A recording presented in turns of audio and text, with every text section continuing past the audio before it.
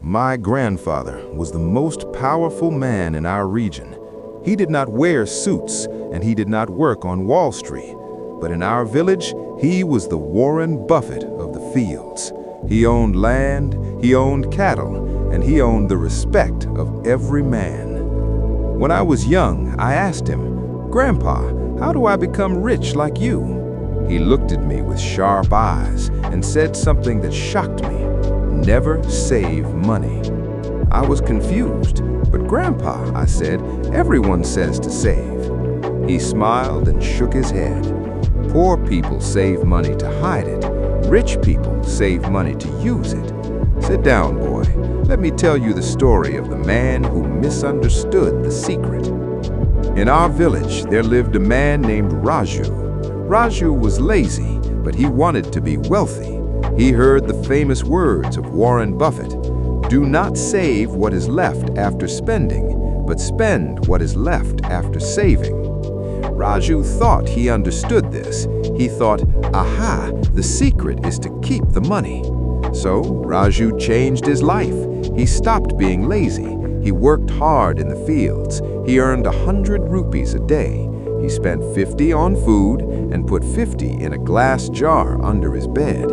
He felt like a king. He told his wife, "We are suffering today, but this jar is our freedom." For 5 years, Raju fed the jar. He wore torn clothes. He ate simple rice. He never went to the cinema. He was the best saver in the village. The jar became 2 jars, then 3. One day, Raju decided it was time. He took his heavy jars to the market to buy a piece of land he had dreamed of for 5 years. He poured the mountains of coins onto the table. He stood proud, waiting for the land deed. The land seller counted the money and laughed. "Raju, 5 years ago this money could buy the whole field. Today, it buys only this small corner." Raju was crushed. "But I saved. I did what the great men said."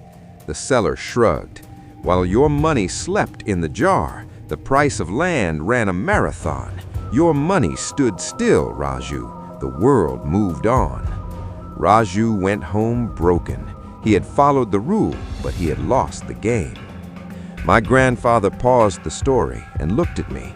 "Do you see the mistake, my child?" I guessed he waited too long. "No," grandfather said, leaning forward. He thought saving meant hoarding. He treated his money like a dead stone. But money is like a seed. If you keep corn seeds in a jar for 5 years, what happens? They rot. But if you plant them, they multiply. My grandfather pointed to his vast fields. I followed Buffett's rule too. I spent what was left after saving, but I did not put my savings in a jar. I bought a chicken. A chicken? Yes, a chicken is an engine. I bought a chicken.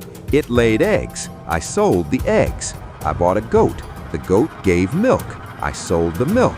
I bought land. The land gave rice. I never saved money. I constantly fired my money and told it to go get more. He placed a hand on my shoulder. "The jar is a trap, my boy. Inflation is the thief that steals from the jar every night while you sleep." He took out a coin and flipped it in the air. So here's the real lesson. Respect the great investor's quote, but understand it. Secure your capital first, but never let it sleep. Don't be the man with the heavy jar and the empty stomach. Be the man with the empty jar and the full farm. From that day on, I understood.